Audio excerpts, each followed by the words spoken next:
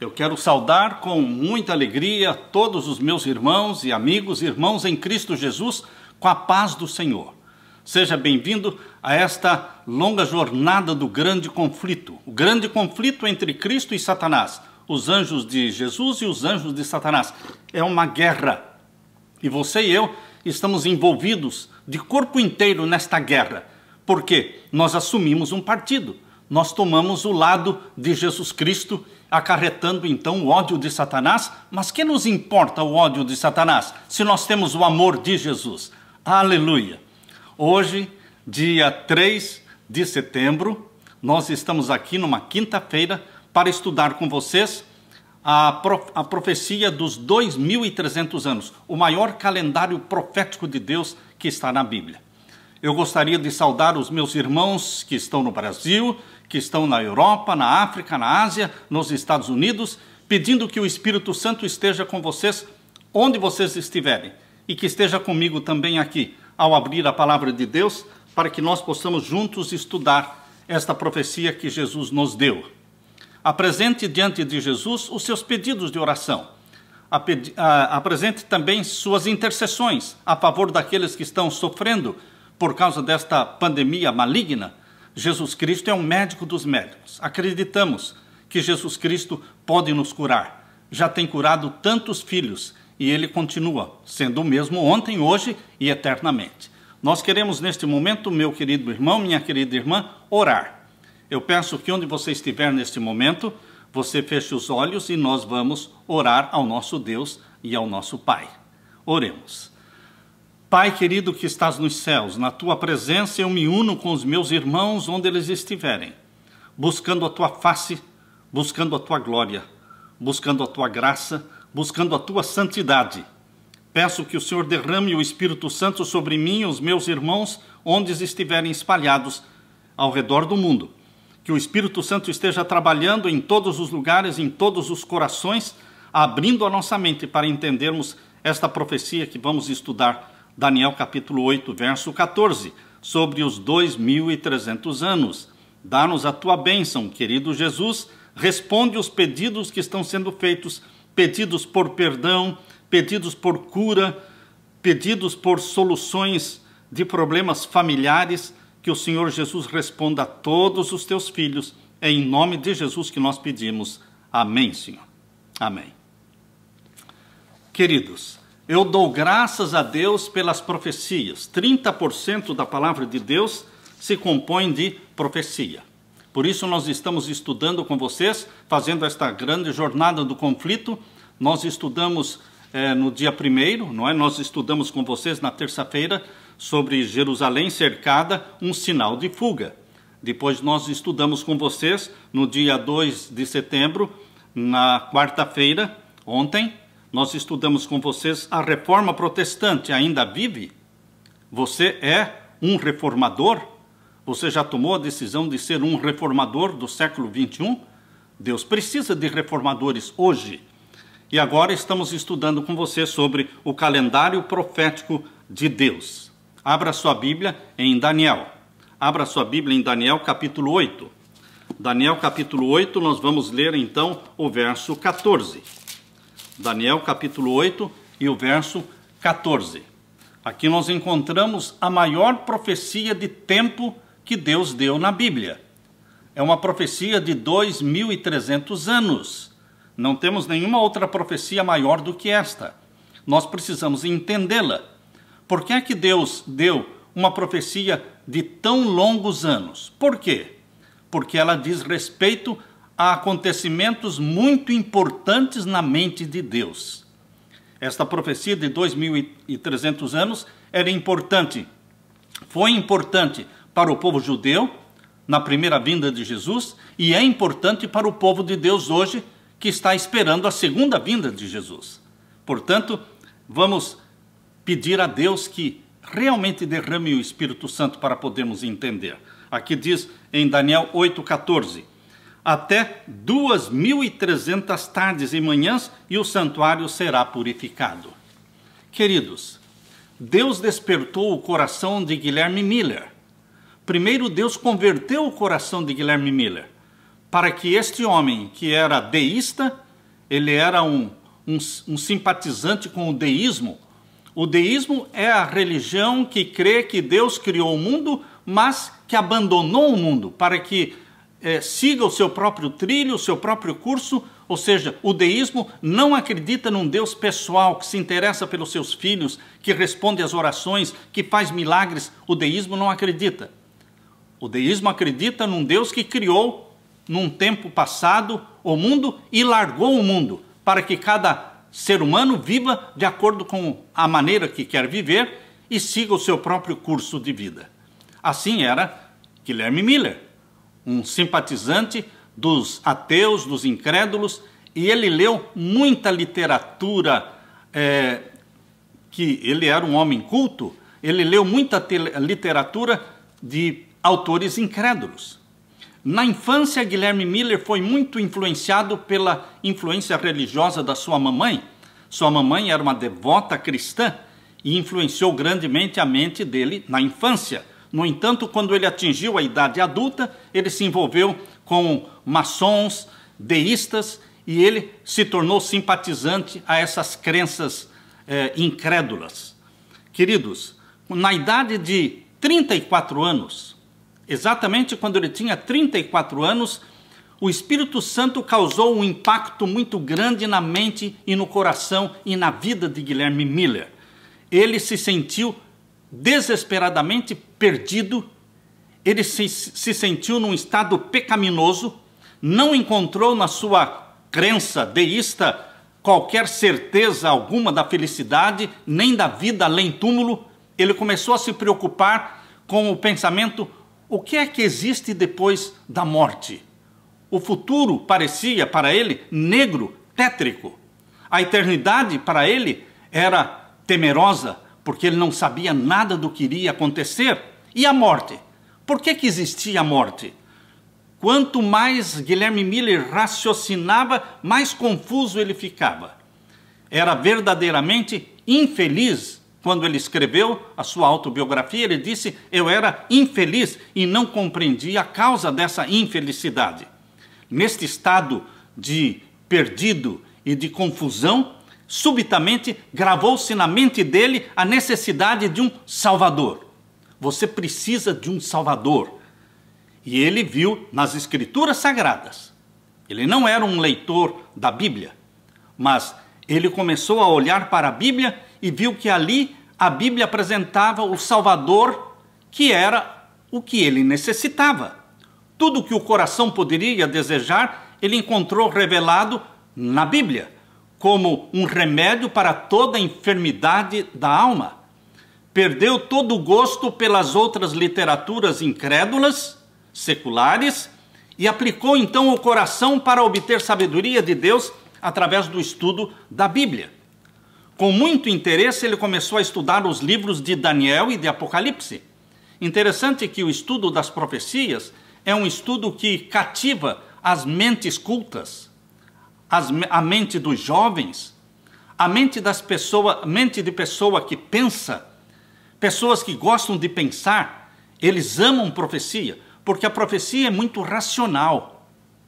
Tudo que você vai estudar na Bíblia exige muita fé. Mas, queridos, por incrível que pareça, quando você vai estudar profecia, é muito racional, porque é a história, que não tem como você negar a história, porque os livros históricos estão aí, os historiadores, muitas vezes ateus, não religiosos, escreveram a história, portanto a história está aí e a profecia está aqui na Bíblia. E você compara a Bíblia com a história e vê que não tem como negar, é algo muito racional e é muito irrefutável. E foi assim que Daniel e Apocalipse, principalmente esses dois livros proféticos, chamaram muito a atenção de Guilherme Miller e empregou os princípios de interpretação que para as demais partes das Escrituras ele estava usando. Para sua grande alegria, ele descobriu que os símbolos proféticos que existem na Bíblia podem ser compreendidos. E que estes símbolos proféticos não deveriam ser interpretados pelas mentes pesquisadoras da Bíblia, cada mente interpretando do jeito que quiser, cada cabeça dando uma interpretação, ele descobriu que a Bíblia interpretava os símbolos proféticos. Guilherme Miller achou que a vinda de Jesus Cristo, ao estudar a Bíblia, ele descobriu que a vinda de Jesus Cristo, que é um dos temas mais mencionados, não, é o tema mais mencionado na Bíblia, é o tema da segunda vinda de Jesus. E ele descobriu que a segunda vinda de Jesus será literal, ou seja, não será uma vinda espiritual, não, será literal. Ele subiu para o céu de forma literal, sendo visto pelos discípulos, ele voltará de forma literal, de forma pessoal, e é plenamente ensinada e revelada na Bíblia.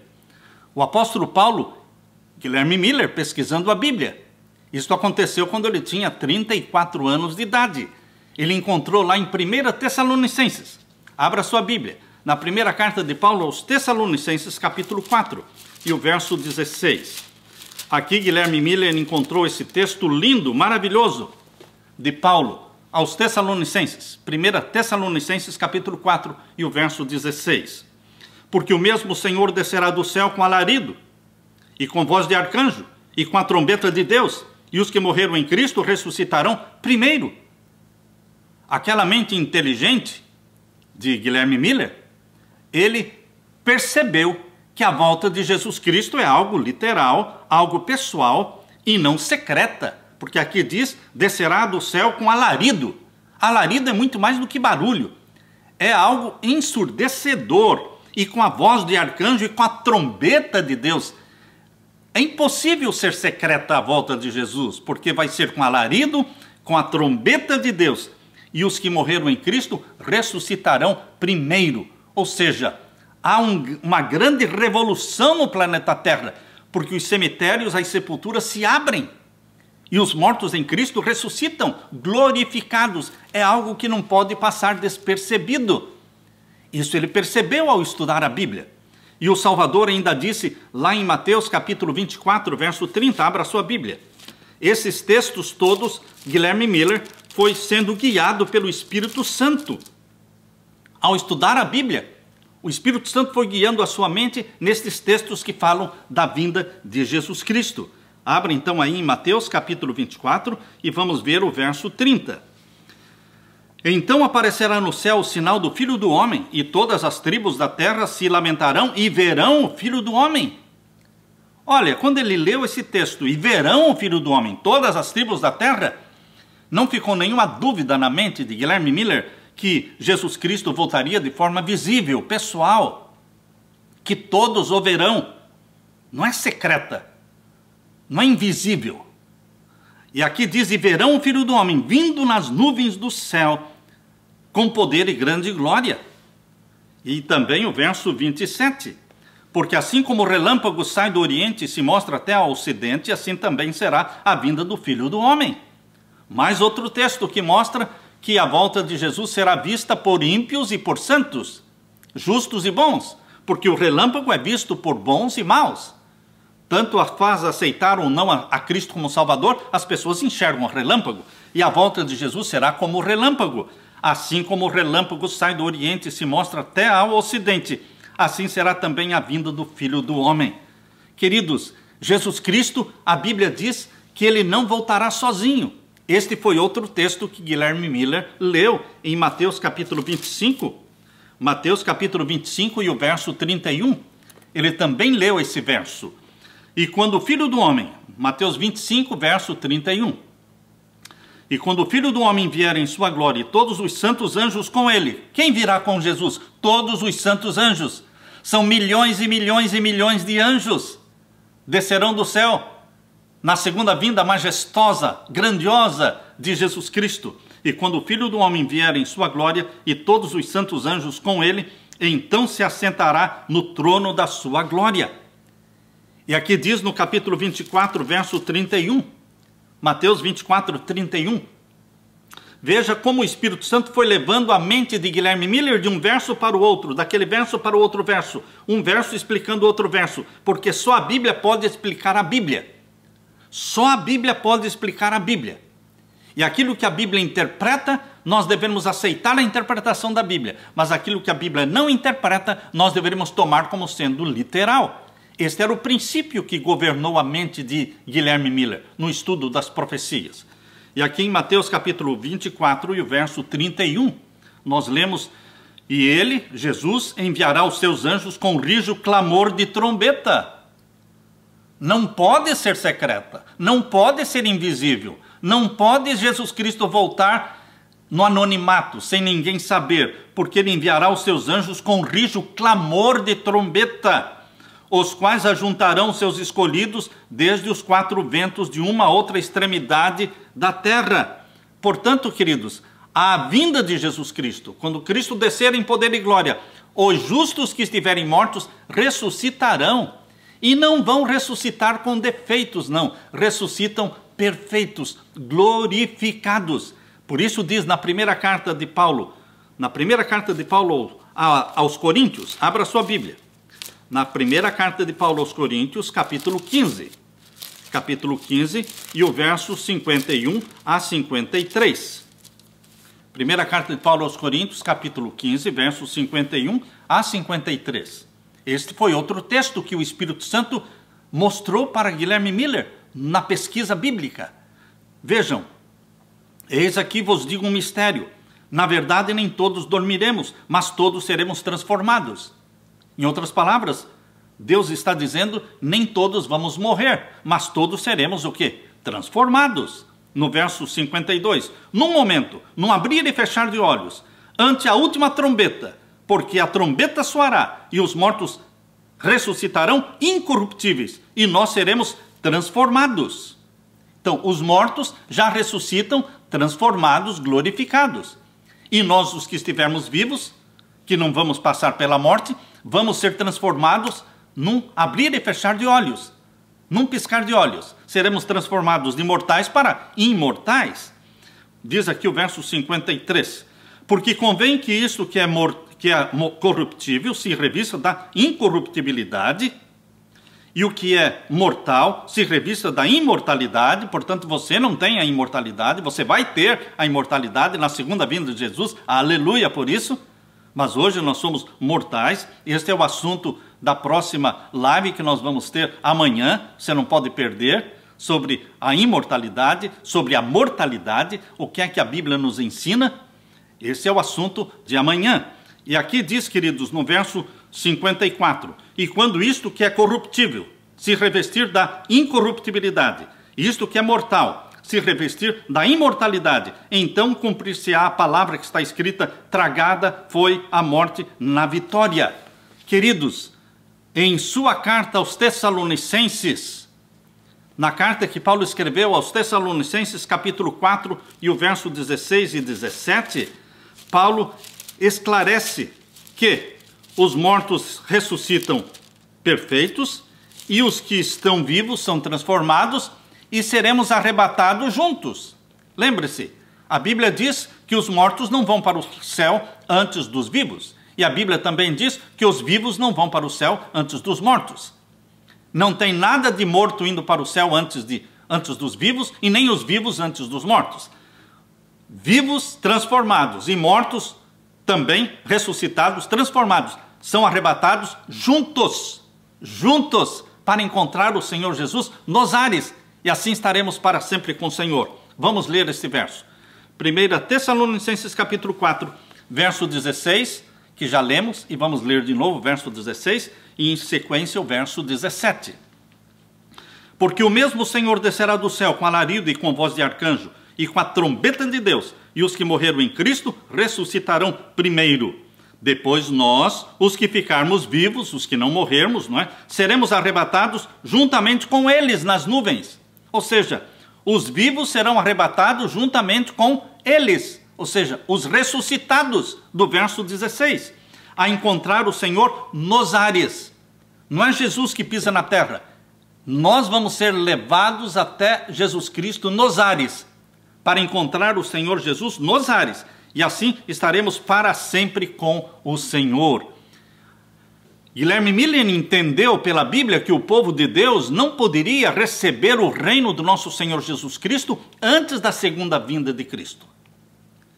O primeiro acontecimento é a segunda vinda de Jesus, tão certa como a primeira vinda. Cristo veio a primeira vez, nasceu em Belém, viveu em Nazaré, foi crucificado em Jerusalém, ressuscitou, subiu ao céu. Ninguém pode negar a primeira vinda de Cristo. Negar a primeira vinda de Jesus seria ignorância, como é que você pode negar um fato histórico que está relatado na história? Historiadores como Flávio Joséfos menciona sobre o Cristo que foi crucificado, e outros autores também, fora da Bíblia, mencionam. Então ninguém pode negar a primeira vinda de Cristo, mas a segunda vinda de Jesus será tão certa como foi a primeira vinda de Cristo. Nós encontramos aqui, queridos, que quando Jesus Cristo voltar a segunda vez, o reino de nosso Senhor Jesus Cristo será dado aos santos do Altíssimo, a todos os salvos, resgatados pelo sangue de Jesus. Eles serão arrebatados e vão ser introduzidos no reino do nosso Senhor Jesus Cristo. Portanto, receber o reino de Jesus Cristo será após a segunda vinda de Jesus. Isso nós podemos ler aqui em Mateus capítulo 25. Abra sua Bíblia. Mateus capítulo 25 e os versos 31 a 34. Mateus 25 e os versos 31 a 34. Me acompanhe na Bíblia. Vá anotando tudo.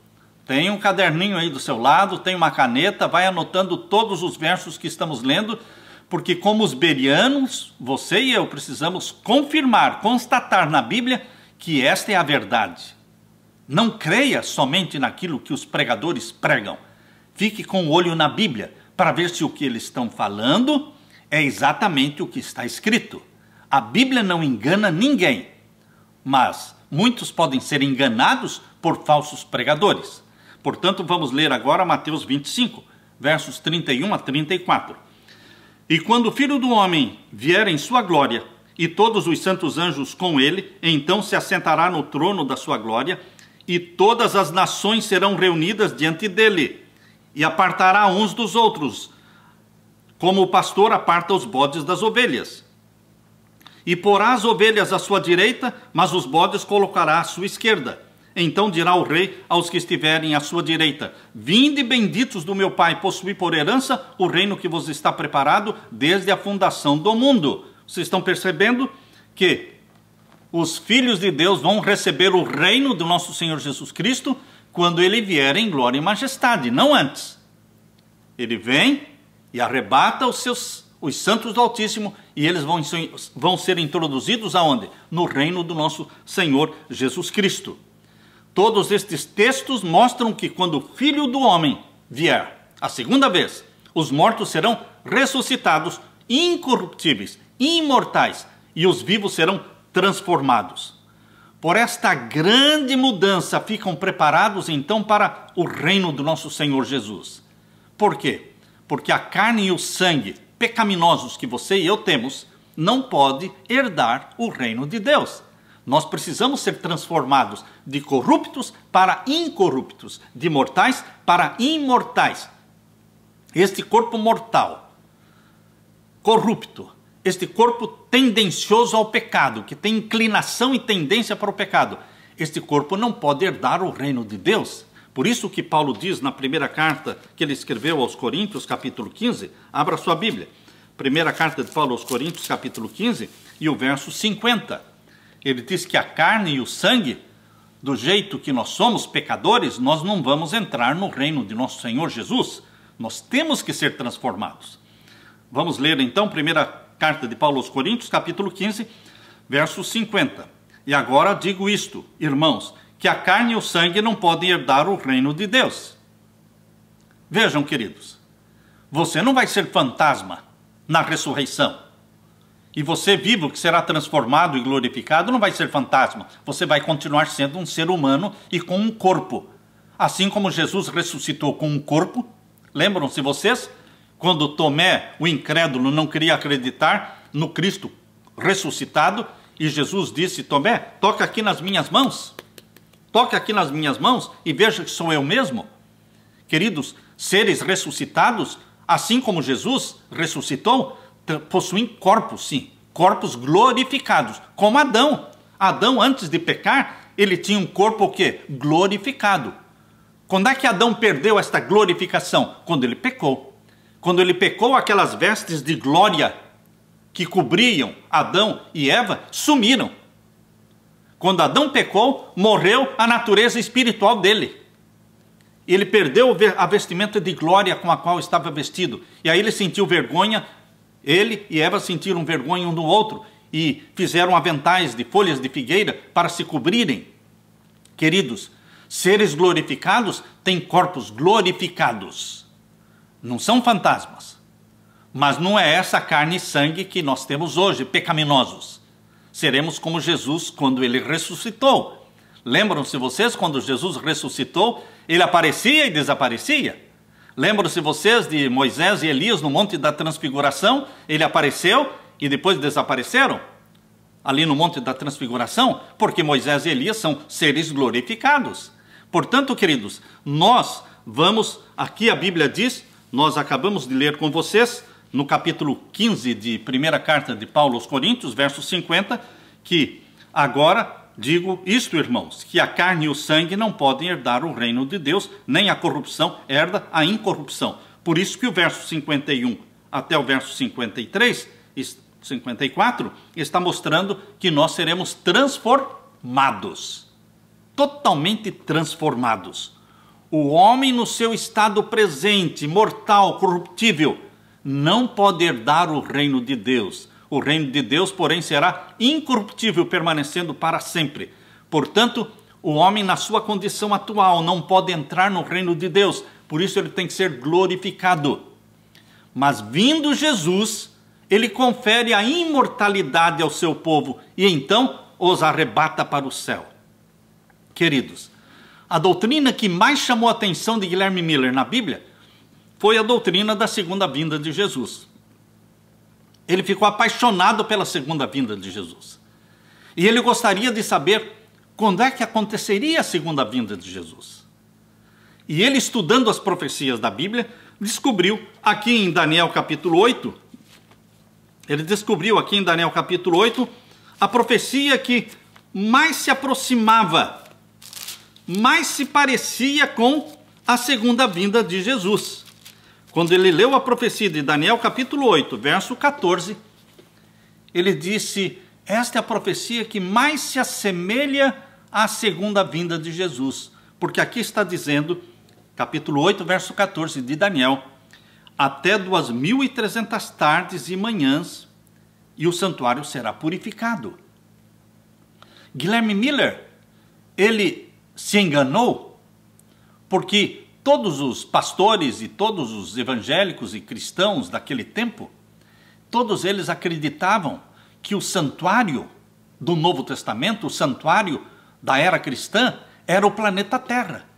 Ninguém até ali entendia a doutrina do santuário. Até ali ninguém tinha prestado atenção na doutrina do santuário terrestre e a doutrina do santuário celestial. Todos os pastores e membros das igrejas cristãs pensavam que na era cristã, no Novo Testamento, o santuário era o planeta Terra. E a purificação do santuário seria a purificação da Terra, do planeta Terra, através do fogo. Então, quando Guilherme Miller leu esta profecia, até 2.300 tardes e manhãs e o santuário será purificado, ele pensou, bom, o santuário é o planeta Terra. A purificação do santuário seria a purificação da terra através do fogo na segunda vinda de Jesus.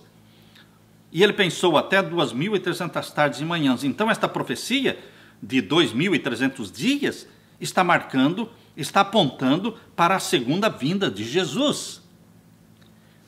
Este foi o erro dele, de crer no conceito popular. Você não pode crer no conceito popular. A maioria sempre esteve errada, meu irmão. A maioria sempre esteve errada no passado e a maioria sempre está errada no presente. Não é o que a maioria pensa. Você não tem que acreditar nos conceitos populares. Você tem que acreditar no que está escrito na Bíblia. o conceito popular das coisas, geralmente está errado. Pense em alguma coisa que é feita no mundo todo. Não faça, porque está errado. Porque o mundo todo não está no caminho de Deus. O mundo todo não está no caminho certo. O caminho que leva para o céu é estreito. É pouca gente que anda nele. É o caminho largo, espaçoso, que cabe todo mundo. Mas o caminho largo e espaçoso, que cabe todo mundo, não vai para o céu, mas vai para a perdição eterna. Portanto, fique fora dos conceitos populares. Ah, todo mundo pensa assim, todo mundo crê assim, todo mundo guarda esse dia, todo mundo faz isso, todo mundo faz aquilo, mas você não é todo mundo. Você é filho e filha de Deus. Você é minoria, você é remanescente, você vive e anda no caminho estreito. Aleluia, aleluia. E Deus nos deu a profecia para nos mostrar, para nos tirar dos conceitos populares. Porque aquilo que é óbvio, muitas vezes está errado. Ah, é óbvio que o dia de guarda é o domingo. Ah, é óbvio. Você já viu na Bíblia se é realmente? Este é um outro assunto que nós vamos estudar com vocês depois de amanhã. Temos outra live depois de amanhã. Amanhã será sobre a imortalidade ou a mortalidade. E depois de amanhã nós vamos estudar com vocês sobre sábado ou domingo. Que dia guardar?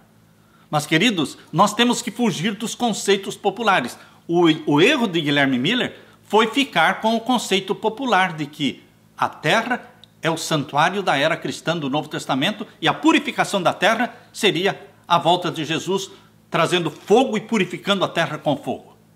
Aí houve o erro. Este foi o ponto do engano. E, queridos, quando Guilherme Miller leu aqui que esta profecia era de 2.300 tardes e manhãs, ele descobriu lá em Gênesis, em todo o cálculo profético, em todos os cálculos proféticos, Guilherme Miller estava plenamente correto. Mesmo os inimigos de Guilherme Miller, mesmo os opositores, diziam não, todo esse cálculo que você faz está correto. Mas alguma coisa está errada. Eles não sabiam o que era. Mas todo o cálculo matemático estava correto. Agora, hoje, meus queridos irmãos, nós temos todo o cálculo correto, sem nenhum erro, mas hoje nós também temos o quê? O entendimento de que a purificação do santuário não é a segunda vinda de Jesus. A purificação do santuário é um ministério de Cristo no santuário do céu. Existe um santuário no céu, assim como existiu o santuário na terra. O santuário da terra era somente uma cópia para que você entenda o santuário do céu. Deus deu um santuário que era conhecido para ajudar a você e a mim entendermos o santuário que era desconhecido. Deus usa esta estratégia didática de nos levar do conhecido para o desconhecido. O santuário terrestre, construído por Moisés lá no deserto e reconstruído lá no templo de Salomão e depois reconstruído também no templo de Zorobabel e templo de Herodes, era o santuário da terra. Mas é somente uma ilustração do santuário celestial. Ora, queridos, quando Jesus Cristo morreu na cruz, o véu que separava o lugar santo do santíssimo do santuário terrestre rasgou de cima a embaixo. Acabou, cessou. O santuário da terra terminou. Quando Jesus Cristo morreu na cruz, o véu que separava o santo do santíssimo rasgou-se. E, queridos, com a morte de Jesus na cruz, Jesus Cristo deu início à primeira festa do santuário celestial. Assim como a Páscoa era a primeira festa do santuário terrestre, também a Páscoa do santuário celestial foi a morte de Jesus Cristo na cruz. Porque quem morreu na cruz não foi um animal, um cordeiro, foi o Filho de Deus, o Cordeiro de Deus que tira o pecado do mundo. Foi a primeira festa do santuário celestial. Já não era mais a festa do santuário terrestre, porque no santuário terrestre morriam animais, mas no santuário celestial morreu o próprio Cordeiro de Deus, que é Jesus. Foi a primeira festa, a festa da Páscoa. E Jesus Cristo ressuscitou no domingo, no dia 16, ele morreu no ano 31, não é? No dia 14 do ano 31, e ressuscitou no dia 16. Tudo aconteceu no primeiro mês do calendário judaico, no ano 31. Jesus ressuscitou no dia 16. Esta também era uma festa do santuário terrestre, mas quando aconteceu a ressurreição de Jesus já era uma festa do santuário celestial. Porque Jesus Cristo e aqueles que ressuscitaram com Jesus, eles são as primícias dos que dormem. No santuário da terra, dia 16, cada ano do primeiro mês, eles comemoravam a festa das primícias, que era a colheita dos primeiros frutos que eram consagrados a Deus no templo. Isso era simbólico, profético, apontando para a ressurreição de Cristo e de uma multidão que ia ressuscitar com ele, conforme diz em Mateus capítulo 27. Mateus 27, versos 51 a 53, fala que Jesus ressuscitou, mas muitos corpos de santos, muitos, quando a Bíblia fala muitos, são muitos, ressuscitaram com Cristo também. Mateus 27, 51 a 53. Estas primícias formadas por Jesus e os que ressuscitaram com ele subiram para o céu e foram consagradas a Deus no santuário celestial. Percebam que o santuário da terra terminou, mas o santuário do céu está em vigor. Está em vigor. Bendito seja Deus pelo santuário celestial. É exatamente o lugar onde Jesus exerce o seu ministério. Cristo não podia exercer o seu ministério no santuário da terra, porque no santuário da terra, para exercer o sacerdócio ali, tinha que ser da linhagem de Arão, da tribo de Levi, da linhagem de Arão. E Jesus não era da linhagem de Arão, Jesus não era da tribo de Levi, Jesus era da linhagem de Davi e era da tribo de Judá. Portanto, ele não podia oficiar e ser sacerdote no santuário da terra. Mas no santuário celestial, Jesus Cristo é sacerdote, é sumo sacerdote. Jesus Cristo é o Cordeiro de Deus. Por isso Jesus inaugurou o santuário do céu. Quando ele subiu para o céu, e ele subiu para o céu exatamente quando ele ressuscitou, não é? No mesmo dia que ele ressuscitou, no dia 16, ele subiu ao céu, no dia das primícias, e apresentou as primícias diante do Pai. Mas aí ele voltou para a terra. Vocês sabem que ele voltou e ficou 40 dias na terra, andando entre os discípulos. Aparecia e desaparecia. Depois de 40 dias, ele subiu definitivamente para o céu. Passados 10 dias, chegou o dia do Pentecostes, que era outra festa do santuário terrestre, mas agora era a festa do santuário celestial, Pentecostes do santuário celestial.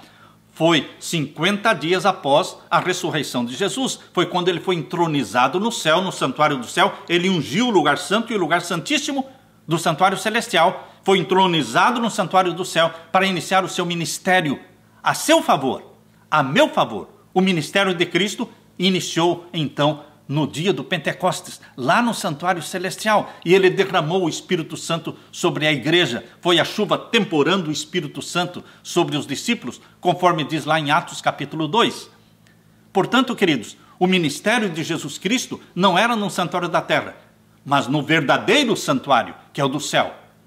O da terra foi construído por mãos humanas, mas o do céu foi construído por Deus. Isso está aqui em Hebreus. Abra sua Bíblia. Abra sua Bíblia em Hebreus, onde fala Paulo. Paulo fala aqui em Hebreus que o santuário do céu foi construído por Deus. Não foi feito por mãos humanas. E Satanás não queria que o povo entendesse essa doutrina do santuário celestial. Por isso, no tempo de Guilherme Miller, eles acreditavam que o santuário era o planeta Terra, que seria purificado com o fogo na segunda vinda de Jesus, porque eles não entendiam a doutrina do santuário celestial. Mas hoje você entende, meu querido irmão. É o centro da obra de Jesus no céu. Qual é o centro da obra de Jesus no céu? O santuário celestial. É ali que ele ministrou por mais de 1800 anos como sacerdote intercessor nosso no lugar santo. Mas ia chegar um momento em que ele ia iniciar o juízo no santuário celestial. Essa é a purificação do santuário celestial. Assim como no santuário terrestre existia o serviço diário, que era feito diariamente, de intercessão, mas no santuário terrestre também tinha o serviço anual, que era uma vez por ano, o dia 10 do 7º mês. Era um único dia que o sumo sacerdote, não o sacerdote, mas o sumo sacerdote, entrava no lugar santíssimo. E ele fazia então a purificação do santuário nesse dia 10 do 7º mês. Esse serviço anual também existe no santuário do céu. Por mais de 1800 anos, desde que Jesus inaugurou o santuário celestial, ele trabalhou no lugar santo como nosso intercessor. Mas a profecia de Daniel 8,14 menciona até 2.300 tardes e manhãs, e o santuário será purificado, ou seja, no final dos 2.300 anos. No final dos 2.300 dias proféticos, que acabaram em 1844. Matematicamente, acabaram em 1844. Jesus começaria o juízo celestial, no Santíssimo do Santuário Celestial.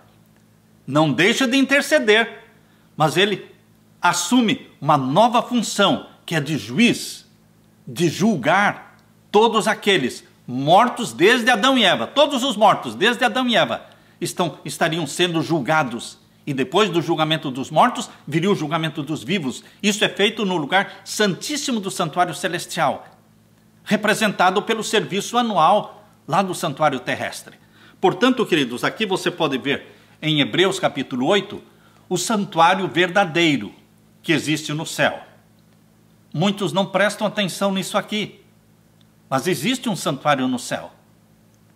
Existe o Santíssimo no santuário do céu. Assim como o santuário da terra tinha, lá no Santíssimo, tinha o quê? A Arca do Concerto. A Arca do Concerto que tinha 10 mandamentos dentro. Muitos dizem, eu não guardo os mandamentos de Deus porque o templo já foi destruído, o santuário da terra foi destruído, não ficou pedra sobre pedra e a lei foi abolida.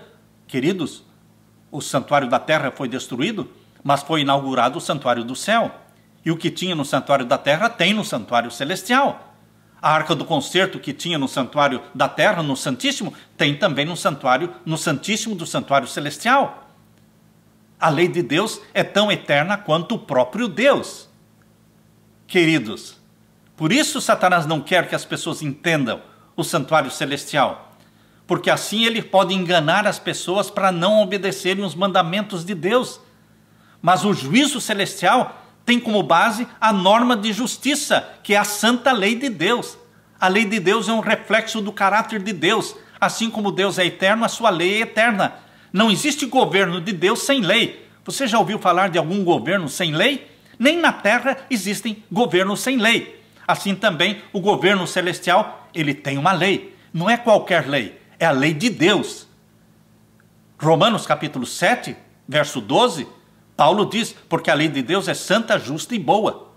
Por que a lei de Deus é santa, justa e boa? Porque Deus é santo, justo e bom. E a lei de Deus é um reflexo do caráter de Deus. Por isso ela é santa, justa e boa. A lei de Deus é eterna, sabe por quê? Porque Deus é eterno. Enquanto Deus existir, e ele vai existir sempre, existirá a sua lei no santuário celestial, que está dentro da Nova Jerusalém. Assim como o santuário da terra estava dentro da velha Jerusalém. Lembram-se vocês? O santuário da terra estava dentro da velha Jerusalém. O santuário celestial está dentro da Nova Jerusalém. Aleluia! Tudo se corresponde. Aleluia! Aqui em Hebreus capítulo 8 diz: ora, a suma do que temos dito é que temos um sumo sacerdote que está sentado nos céus. Veja, o santuário do céu, à destra do trono da majestade, ministro do santuário e do verdadeiro tabernáculo. Estão vendo aí? O verdadeiro tabernáculo não era o da terra. O da terra era temporário, passageiro, acabou. Mas foi inaugurado o santuário que é eterno. É o verdadeiro, é o original, construído por Deus, onde quem ministra ali não é Arão, nem os levitas, mas é Jesus Cristo, o sacerdote eleito por Deus o Pai. Pela ordem, segundo a ordem de Melquisedeque, Jesus Cristo foi feito sacerdote do santuário celestial. Vamos ler então Hebreus 8, verso 2. Ministro do santuário e do verdadeiro tabernáculo, o qual o Senhor fundou, e não o homem. Está vendo? Santuário do céu. É este santuário do céu que deveria ser purificado de 1844 para frente, no final dos 2.300 anos. É uma obra de juízo, de julgamento. Quando Jesus Cristo voltar com poder e glória, ele virá para buscar aqueles que foram julgados e seus nomes foram conservados no livro da vida do Cordeiro. Quando Jesus Cristo vier, diz lá em Mateus capítulo 25, não é? Verso 31 e 32, que ele vai separar os bodes das ovelhas, e aos que estiverem à sua direita dirá: vindes benditos do meu Pai, possuir por herança o reino que vos está preparado desde a fundação do mundo. E aqueles que estiverem à esquerda, ele dirá: malditos. Malditos. Por quê? Porque quando Jesus Cristo vier em glória e majestade, ele já vem sabendo quem foi julgado e salvo e quem foi julgado e está perdido. Que nomes foram conservados no livro da vida, que nomes foram riscados do livro da vida. Por isso o juízo acontece antes da segunda vinda de Jesus em poder e glória. Nós estamos vivendo no dia do juízo, nós estamos vivendo no tempo do juízo. E quando começou? No final dos 2.300 anos. E que ano foi isso? 1844. Por isso é importante esta profecia, queridos. Agora vamos abrir a Bíblia aqui em Daniel. Daniel capítulo 8, nós estamos lendo, né? Daniel capítulo 8, nós vimos o verso 14, que a profecia era de 2.300 dias proféticos. A Bíblia diz em Números 14, verso 34, em Números 14, verso 34, a Bíblia diz que um dia em profecia significa o quê? Um ano. Um ano. Esse é um dia em profecia, um ano. Falando daqueles 40 dias que os espias espiaram a terra, que emanava leite e mel, e quando eles voltaram depois de 40 dias, com um relatório bem negativo, bem infeliz, eles então deram esse relatório aqui em Números capítulo 14, falando mal da terra que emanava leite e mel, e Deus se zangou, Deus sentiu um desgosto pela incredulidade do povo, e Deus falou o quê? Números 14, verso 34, diz aqui: segundo o número dos dias em que espiastes esta terra, 40 dias, por cada dia um ano, levarei sobre vós as vossas iniquidades 40 anos. Por isso eles vaguearam pelo deserto 40 anos. Não porque era da vontade de Deus, mas porque eles foram o quê? Incrédulos. Em profecia, um dia é um ano. Portanto, 2.300 dias são 2.300 anos. Agora, queridos, Daniel não entendeu esta profecia. Daniel não entendeu. E aqui a Bíblia diz em Daniel capítulo 8, veja o pedido que Daniel fez. Aqui Daniel fez um pedido para Deus, para entender a profecia dos 2.300 anos. Vamos ver então Daniel capítulo 8. Vamos ver aqui e o verso 17. Verso 17. E veio perto de onde eu estava, esse é o anjo Gabriel, e veio perto de onde eu estava, e vindo ele, fiquei assombrado, e caí sobre o meu rosto, mas ele me disse: entende, filho do homem, porque esta visão se realizará no fim do tempo. Daniel não entendeu esta visão. Ele disse: esta visão vai se cumprir no fim do tempo. Não era uma visão para dali 10 anos. Não era uma visão para ali 100 anos. Mas era uma visão para o tempo do fim. Para o seu tempo, para o meu tempo. Nós estamos vivendo no tempo do fim. Se esta profecia não dissesse respeito, não tivesse nada a ver com você e comigo, nós não estaríamos estudando. Mas ela diz respeito ao tempo em que nós estamos vivendo. E aqui diz, olha, e o verso 18 diz: e estando ele falando comigo, caí com meu rosto em terra, adormecido, ele pois me tocou e me fez estar em pé. E o verso 19, e disse: eis que te farei saber o que há de acontecer no último tempo da ira, porque ela se exercerá no determinado tempo do fim. Tempo do fim. Você está vivendo no tempo do fim? Você tem alguma dúvida de que você está vivendo no tempo do fim? Eu não tenho dúvida nenhuma. Com esse mundo confuso e conturbado em que nós estamos, é fácil até um incrédulo achar que chegou o tempo do fim mesmo. Todo mundo está achando, e é verdade. Nós chegamos no tempo do fim. Mas esta profecia Daniel não entendeu. Aqui diz no capítulo 8 e o verso 26. 8, verso 26. E a visão da tarde e da manhã que foi dita é verdadeira. Tu, porém, cerra, ou seja, fecha a visão, porque só daqui a muitos dias se cumprirá. A visão era para dali muitos dias. E o verso 27. E eu, Daniel, enfraqueci e estive enfermo alguns dias, então levantei-me e tratei do negócio do rei e espantei-me acerca da visão e não havia quem a entendesse. Daniel não entendeu. E aqui no capítulo 9, Daniel está orando para poder entender a visão. Veja a grande oração de Daniel no capítulo 9 de Daniel. E no decorrer daquela oração, antes de Daniel terminar a oração, o anjo Gabriel recebeu uma ordem lá no céu. Veja só a velocidade de um anjo. Daniel estava orando e saiu a ordem no céu. Gabriel, vai até Daniel e faça com que ele entenda, explique para ele a visão. E Gabriel veio com a visão, com a missão de explicar a visão para Daniel.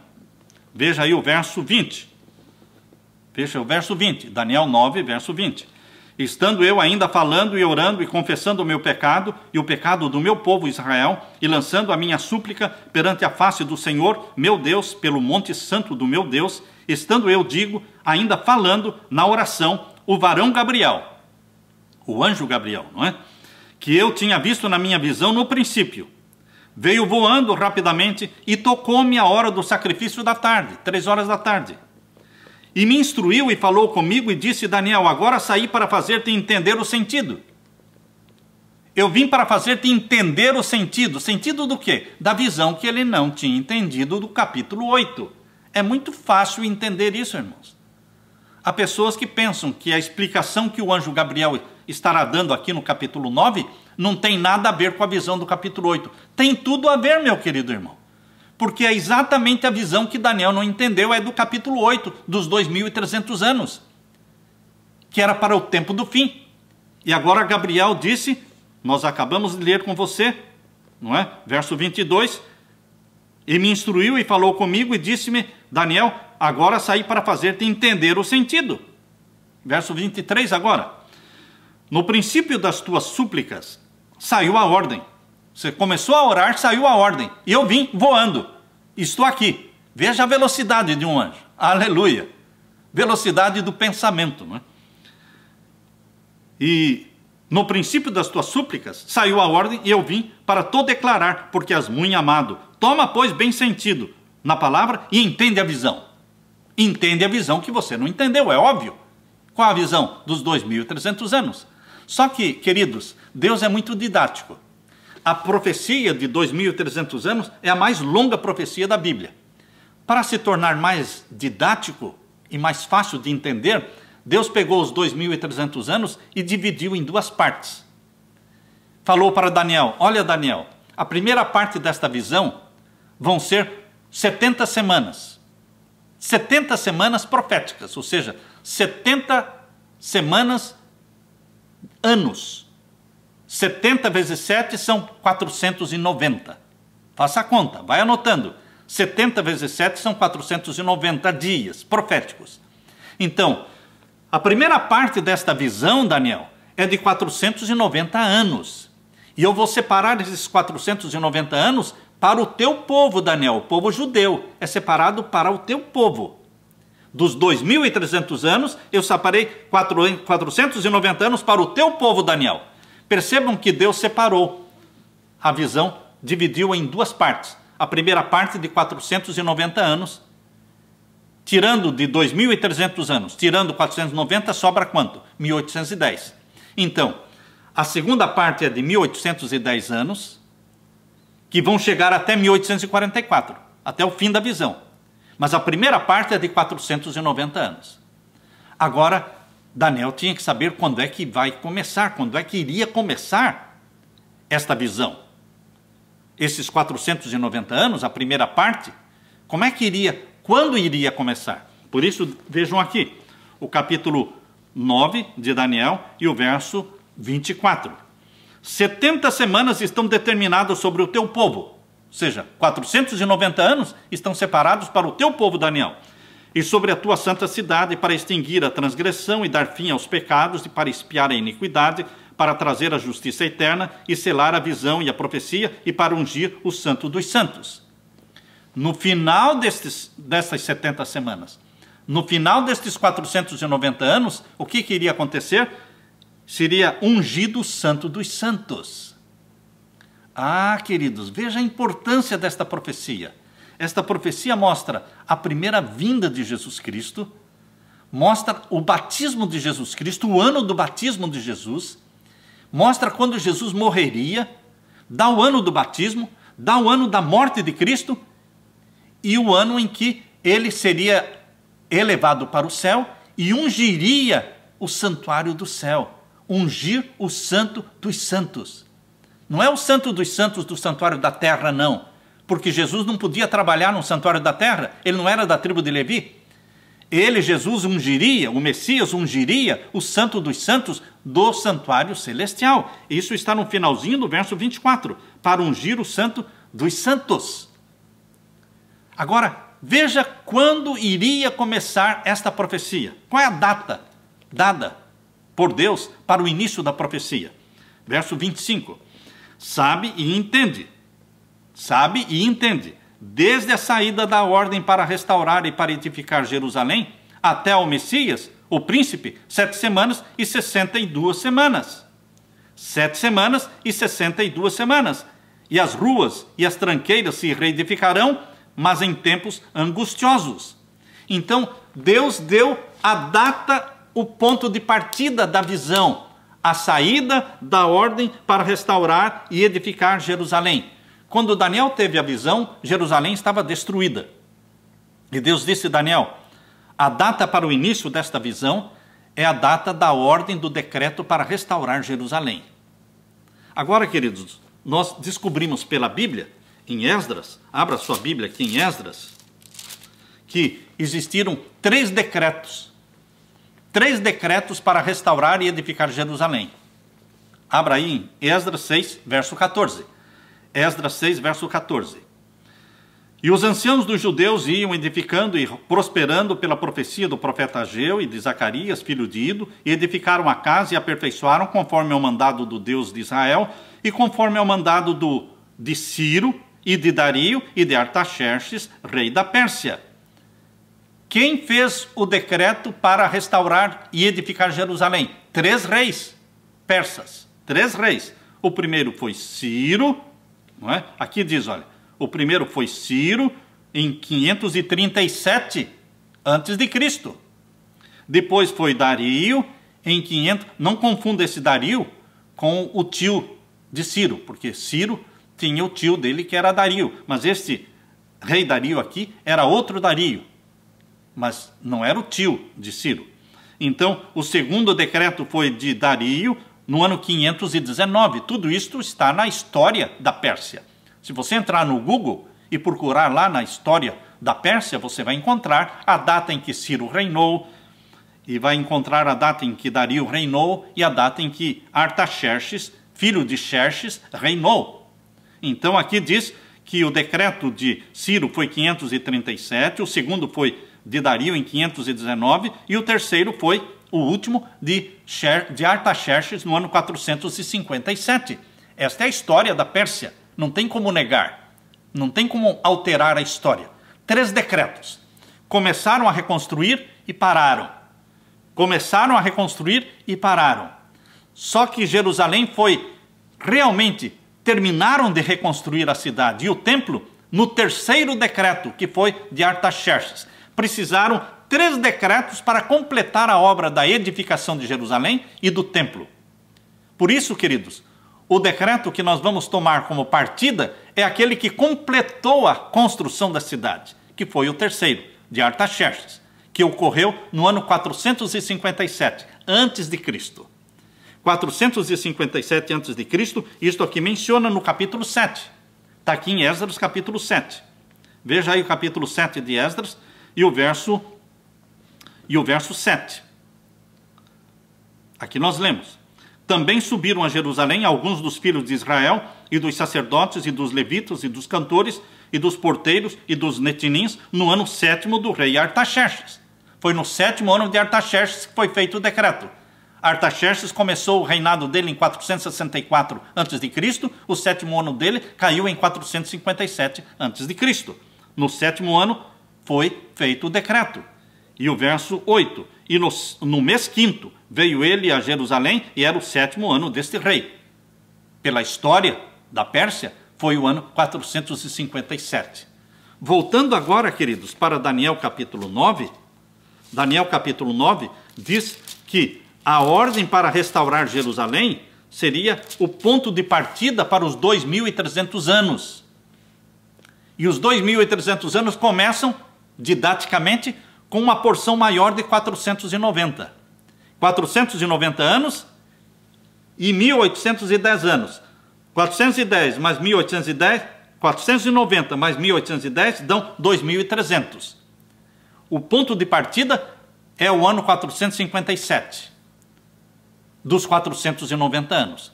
O que iria acontecer nesses 490 anos? A cidade seria reconstruída nas primeiras 7 semanas de anos, ou seja, 7 semanas de anos são 49 anos. Nos primeiros 49 anos, a cidade seria reconstruída, terminada.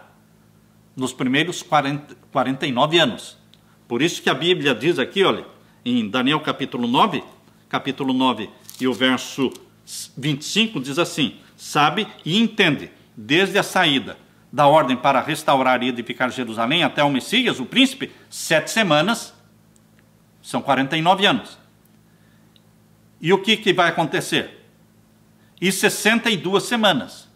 Por que fala 7 e depois 62? 7 para a reconstrução da cidade, mais 62, completando quanto? 7 mais 62 são quantas? 69. Ou seja, 7 semanas para reconstruir a cidade, 49 anos, e depois mais 62 semanas para chegar até o Messias.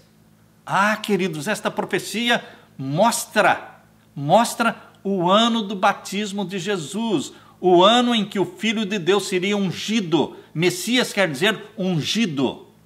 Messias quer dizer ungido. E o Filho de Deus foi ungido no dia do batismo, quando o Espírito Santo desceu em forma de uma pomba e pousou sobre a cabeça de Jesus, depois que ele saiu das águas, e a voz do Pai foi ouvida, dizendo: este é o meu Filho amado em quem me comprazo, a ele ouvi. Portanto, queridos, as 7 primeiras semanas, 49 anos, para a reconstrução da cidade, mais 62 semanas, ou seja, para chegar até o Messias. Quanto é que é 7 semanas mais 62 semanas? São 69 semanas. 69 semanas vezes 7 são 483 anos. 483 anos é o tempo desde a saída da ordem para restaurar Jerusalém até o batismo de Jesus. Você está percebendo? 490 anos. A profecia começou em 457. Você diminuindo 490 menos 457, você vai ter o ano 26. Então Jesus foi batizado no ano 26? Não, foi no ano 27. Por que tem a diferença de um ano? Ah, porque você soma, você pega um período de anos antes de Cristo e outro período de anos depois de Cristo. Sempre que você faz uma conta matemática que envolve antes de Cristo e depois de Cristo, você tem que acrescentar o 1, porque não existe o ano 0. Antes de Cristo, os anos vieram decrescendo. Ano 10, ano 9, ano 8, ano 7, até que chegou o ano 1. Do ano 1 antes de Cristo, pulou para o ano 1 depois de Cristo. Só que na conta matemática fica faltando 1, porque não existe o ano 0. Então, quando você diminui 490 menos 457, você vai ter, então, o ano 26. Você acrescenta 1. Fica o ano 27. O ano 27 é o ano do batismo de Jesus. Neste ano 27, Jesus Cristo foi ungido. E das 70 semanas, estava faltando quantas? Somente uma semana estava faltando. 69 semanas foram até o batismo de Jesus, no ano 27. Só estava faltando agora a última semana, de 7 anos. Que começou quando? No ano 27, no batismo de Jesus. Os últimos 7 anos, a última semana, vai do ano 27 até o ano 34. Agora percebam o detalhe da profecia aqui no verso 26. Capítulo 9, verso 26. Depois das 62 semanas, ou seja, 7 mais 62, são 69, não é? Mas aqui fala, depois das 62 semanas, ou seja, será tirado o Messias. O Messias ia morrer na última semana. Na última semana, a última semana começa com o batismo do Messias e ele vai morrer na última semana. Mas quando da última semana? Qual o período da última semana o Messias ia morrer? E depois das 62 semanas será tirado o Messias e não será mais. Agora o verso 27. Ele, o Messias, firmará um concerto com muitos por uma semana. Qual é esta semana que o Messias firmaria um concerto com muitos por uma semana? Qual semana? A última semana, a 70ª, do ano 27 ao ano 34. E ele firmará um concerto com muitos por uma semana, e na metade da semana fará cessar o sacrifício e a oferta de manjares. Quando é que Jesus fez cessar a oferta de sacrifício? Quando é que ele fez que o véu do templo rasgou de cima a embaixo e não tinha mais sacrifício ali no santuário da terra? Porque o verdadeiro Cordeiro de Deus tinha morrido. Quando é que ele fez cessar o sacrifício? Quando ele morreu. Jesus morreu no ano 31, na metade da última semana. A última semana começou no ano 27, terminou no ano 34. Na metade da última semana, Jesus fez cessar o sacrifício. Jesus foi morto. Exatamente. Não tem dúvida, irmãos. Isso aqui é uma conta matemática. A profecia mostra o ano do batismo de Jesus, o ano da morte de Jesus Cristo, no ano 31. Mas a última semana ainda não tinha terminado. Tinha mais 3 anos e meio da última semana. Desde o batismo de Jesus, no ano 27, 3 anos e meio de ministério. Aí ele morreu no ano 31. Mais 3 anos e meio completaram o quê? A última semana. A última semana foi do ano 27 ao ano 34. O que aconteceu no ano 34? O evangelho deixou de ser pregado só para os judeus. No ano 34, o evangelho começou a ser pregado para os gentios. Quem que se converteu no ano 34? O apóstolo dos gentios, Paulo. Como é que Paulo se converteu? Vendo a morte de Estevão. Estevão foi apedrejado no ano 34. E quem estava segurando as vestes dos apedrejadores de Estevão? Saulo. Saulo era inimigo do povo de Deus, segurando as vestes, as vestimentas daqueles que estavam apedrejando Estevão. E Saulo ouviu a oração de Estevão: Pai, perdoa-lhes porque eles não sabem o que fazem. Isso nunca mais saiu da mente de Saulo. E o Espírito Santo continuou trabalhando na mente de Saulo, até que ele se converteu e se tornou Paulo, chamado por Deus para ser o apóstolo dos gentios. Pedro começou a pregar para os gentios, indo para a casa de Cornélio pregar. Paulo foi o apóstolo dos gentios. Filipe foi enviado para pregar. Queridos, o evangelho começou a ser pregado para os gentios depois do ano 34. Depois que acabaram os 490 anos. Por isso que quando Jesus morreu na cruz e ressuscitou, ele disse para os discípulos que eles não deveriam sair ainda pregando para o mundo todo, porque ainda não era a hora de sair pregando para o mundo todo. Por isso você pode estranhar esta ordem de Jesus aqui em Atos capítulo 1. Em Atos capítulo 1, Jesus disse: olha, vocês devem ficar em Jerusalém. Não saiam ainda pregando para o mundo todo, ainda não é hora. Porque por mais 3 anos e meio o evangelho tem que ser pregado na Judéia, para o povo judeu, até que cumpra o quê? Cumpram-se os 490 anos. Até que se cumpram as 70 semanas proféticas separadas para o povo judeu. E uma vez que eles rejeitem o evangelho, então vocês vão pregar para os gentios. E queridos, o povo judeu rejeitou o Messias, por isso o crucificaram, mas o evangelho continuou sendo pregado para os judeus por mais 3 anos e meio. Por isso Jesus disse aqui em Atos capítulo 1, Atos capítulo 1, verso 8, mas recebereis a virtude do Espírito Santo que há de vir sobre vós, e ser-me-eis testemunhas, tanto em Jerusalém, como em toda a Judéia e Samaria e até os confins da terra. Depois que os discípulos foram batizados pelo Espírito Santo, eles continuaram pregando o evangelho ali. Veja aqui, tanto em Jerusalém, como em toda a Judéia. Jerusalém é a capital, Judéia o país, Samaria, não é? E depois, então, até os confins da terra. Os confins da terra, só depois do ano 34 que começou a ser pregado o evangelho para todas as nações. Passaram-se então, queridos, 70 semanas, ou seja, 490 anos, a primeira parte dos 2.300 anos, passaram então desde a saída da ordem para a reconstrução de Jerusalém, 457 a.C., até o ano 34, quando Estevão foi apedrejado, Saulo foi convertido e o evangelho começou a ser pregado para os gentios. Na metade desta última semana, Cristo fez cessar o sacrifício, ele morreu. Já estudamos matematicamente, guiados pelo Espírito Santo, nós estudamos 490 anos dos 2.300 anos. Agora, faltam 1.810 anos. 490 já se cumpriram até a morte de Estevão no ano 34. Agora faltam 1810 para completarmos 2.300 anos. Se você somar do ano 34, ano da morte de Estevão, ano da conversão de Saulo, se você somar aí mais 1810, você chega a 1844. E o que iria acontecer no ano de 1844? A purificação do santuário. Até 2.300 tardes e manhãs. E o santuário será purificado. O juízo celestial. Queridos, por mais de 1.800 anos, Jesus trabalhou no lugar santo do santuário celestial. Mas em 1844, ele entrou no Santíssimo e recebeu da mão do Pai o quê? O livro selado com 7 selos. Aqui, em Apocalipse capítulo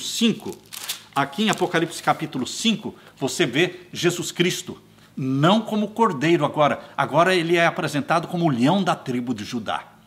A expressão leão da tribo de Judá mostra Jesus Cristo não como cordeiro, mas como juiz, não como intercessor. Agora ele aparece como juiz.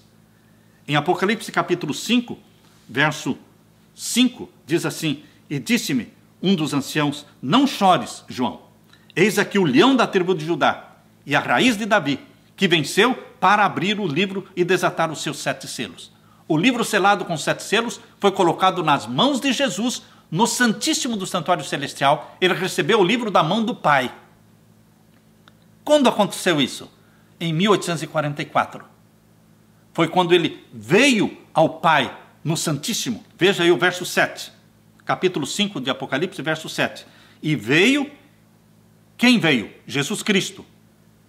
Ele estava trabalhando por mais de 1.800 anos como intercessor. Agora ele veio ao Santíssimo receber da mão do Pai o livro, para iniciar o juízo celestial. E veio, diz o capítulo 5 de Apocalipse, verso 7, e veio e tomou o livro da destra, ou seja, da mão direita, do que estava sentado no trono. É o livro selado com 7 selos, que é aberto no juízo celestial. Queridos, isso começou em 1844. Por isso que as profecias começaram a ser entendidas em 1844. Antes de 1844, aquela porção selada do livro de Daniel não era entendida. Mas no tempo do fim, ela começou a ser entendida porque o santuário celestial começou a ser explicado. A porta que estava fechada antes de 1844, a porta do Santíssimo do Santuário Celestial, lembre-se, a porta do Santíssimo do Santuário Celestial estava fechada até 1844. Mas em 1844 ela se abriu. E João viu o quê? Viu o Santíssimo do Santuário Celestial. Você, quando lê aqui em Apocalipse 4, diz que a porta foi aberta para João ver lá dentro do Santíssimo o trono do Pai. E viu ao redor do trono do Pai 24 outros tronos. É uma cena de juízo. Um trono, mais 24 tronos, onde os 24 anciãos estavam com coroas na cabeça, assentados para julgar. E agora entra Jesus Cristo no capítulo 5 e recebe da mão do Pai o livro selado com 7 selos. É a cena do juízo. Igual àquela que foi mostrada para Daniel, em Daniel capítulo 7, verso 9 e 10. Lá fala que abriram-se os livros e começou o juízo. Queridos, aqui no capítulo 4, verso 1 diz: depois destas coisas olhei e eis que estava uma porta aberta no céu. É a porta do Santíssimo. Por que é do Santíssimo? Porque o que João viu lá dentro da porta aberta foi o trono de Deus cercado por 24 tronos. Como é que eu posso dizer que não é o Santíssimo? Por acaso o trono de Deus estava no pátio? Por acaso o trono de Deus estava no lugar santo? Não, o trono de Deus sempre está no Santíssimo. Alguém diz, mas o trono de Deus é móvel. Sim, é móvel, mas sempre está no Santíssimo. Não é porque o trono é móvel que agora você pode achar o trono em qualquer parte. Não, o trono representa o Santíssimo do Santuário Celestial. Por isso o que João viu foi o início do juízo celestial, a sala do juízo. Aqui diz, Apocalipse 4, verso 1, depois destas coisas olhei, e eis que estava uma porta aberta no céu, e a primeira voz que como de trombeta ouvira falar comigo, disse, sobe aqui, e mostrar-te as coisas que depois destas devem acontecer. E logo fui arrebatado em espírito, e eis que um trono estava posto nos céus, e um assentado sobre o trono. Deus Pai assentado sobre o trono, é o Santíssimo. E o verso 4, e ao redor do trono, 24 tronos. É o Santíssimo. E na mão do Pai um livro selado com 7 selos que o Pai não podia abrir. Os anciãos não podiam abrir. Os anjos não podiam abrir. Por isso João começou a chorar, porque o livro selado com 7 selos tinha que ser aberto para iniciar o juízo. Mas ninguém era capaz de abrir. Por isso que João chorava no capítulo 5, verso 4. E eu chorava muito, porque ninguém for achado digno de abrir o livro, nem de olhar para ele. E disse-me um dos anciãos: não chores, eis aqui o leão da tribo de Judá. Eis aqui o juiz do santuário celestial. E se você me perguntar, mas o juiz não é o Pai? O juiz é o Pai, mas o Pai a ninguém julga, mas constituiu ao Filho como juiz, porque ele é filho do homem. Lembre-se, queridos, aqui em João capítulo 5, diz que o Pai é o juiz, mas ele não julga ninguém, ele constituiu o Filho como juiz. Por isso que o leão da tribo de Judá é o juiz, e ele recebe o livro, e ele abre o livro que o Pai não pode abrir. Porque o Pai também foi acusado por Satanás. Percebam, o Pai também foi acusado por Satanás. O nome do Pai vai ser reivindicado e justificado no juízo celestial, para mostrar que a lei de Deus é santa, justa e boa, para mostrar que Satanás é mentiroso, que a lei de Deus pode ser obedecida, porque Jesus obedeceu. Os filhos de Deus estão obedecendo a lei de Deus, porque o Espírito Santo grava a lei de Deus no nosso coração, na nossa mente. Por isso, no juízo, é provado que a lei de Deus é santa, justa e boa. Aqui diz em João capítulo 5, verso 22, diz assim: também o Pai a ninguém julga. Estão percebendo? O Pai está sentado no trono, ele tem um livro selado com 7 selos, mas ele a ninguém julga. Por quê? Mas deu ao Filho todo o juízo. Quem é o juiz no santuário do céu, no Santíssimo? O Filho. Por isso ele é chamado o leão da tribo de Judá. Jesus como cordeiro é vítima. Jesus como nosso advogado, sacerdote, era o nosso intercessor. Agora Jesus como leão da tribo de Judá é a figura dele como juiz no santuário celestial. Capítulo 5 de João, verso 27. E deu-lhe o poder de exercer o juízo, porque ele é o Filho do homem. Queridos, desde 1844, Jesus Cristo começou a julgar todos os mortos, desde Adão e Eva, estão sendo julgados. Logo, muito breve, vai iniciar o juízo dos vivos. Nome por nome dos vivos, salvos e perdidos, vão ser julgados. Quando Jesus voltar, ele sabe quem são os salvos, quem são os perdidos. Quando é que será ou terá início o juízo dos vivos? Exatamente quando começar o selamento do povo de Deus na terra. Quando é que vai começar o selamento do povo de Deus na terra? Quando o decreto dominical for aprovado. Quando o sinal da besta for implantado no mundo todo, homens e mulheres que optarem em obedecer os mandamentos papais serão marcados pelo sinal da besta. Mas, queridos, os filhos de Deus salvos pelo sangue de Jesus e que escolhem obedecer os mandamentos de Deus, eles serão selados pelo selo do Deus vivo. Este é o tema que nós vamos estudar com vocês depois de amanhã, sobre o sinal de Deus e o sinal da besta. Queridos, você e eu temos a Jesus Cristo como Salvador, como advogado, e nós temos a Jesus como juiz, nosso juiz. É o juiz a quem amamos, é o juiz que já deu a vida para nos salvar, é o juiz que é carne da nossa carne, sangue do nosso sangue. Jesus é tão chegado a mim e a você que a Bíblia diz que ele é irmão nosso e não se envergonha de nos chamar de irmãos, porque ele se tornou um de nós. Ele se ligou a você e a mim por laços eternos que jamais se partirão. Eu me alegro em pensar no juízo celestial, porque quem está sentado ali é Jesus Cristo, o meu Salvador amado. Jesus Cristo é o seu Salvador? Você ama Jesus Cristo? Você é apaixonado por Ele? Alegre-se, porque é Ele que julga.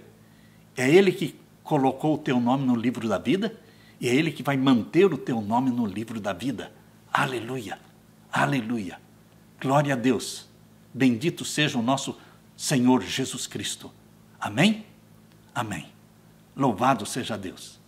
Fique com a graça e a paz de meu Senhor Jesus. Deixe-me orar com você. Pai querido que estás nos céus, muito obrigado por Jesus Cristo ser o nosso Cordeiro que tira o nosso pecado. Muito obrigado e louvado seja, Senhor Deus, porque Jesus Cristo também é o nosso advogado, intercessor. E bendito seja o Senhor, porque Jesus Cristo é o juiz. O Senhor o constituiu como juiz. É o leão da tribo de Judá. É Ele que vai conservar o nosso nome no livro da vida. Aleluia! Que o Senhor derrame o Espírito Santo sobre mim e os meus irmãos, e que os nossos nomes sejam conservados no livro da vida, e que Jesus volte logo nos buscar. É a nossa oração. Em nome de Jesus. Amém. Meu querido irmão, não perca a live de amanhã. Amanhã nós vamos estudar com vocês sobre mortal ou imortal. Sobre a mortalidade ou a imortalidade. Não perca nenhuma dessas lives que começou no dia 1º de setembro e vai terminar no dia 7 de setembro. Que Deus te abençoe. Fique com a paz de Jesus.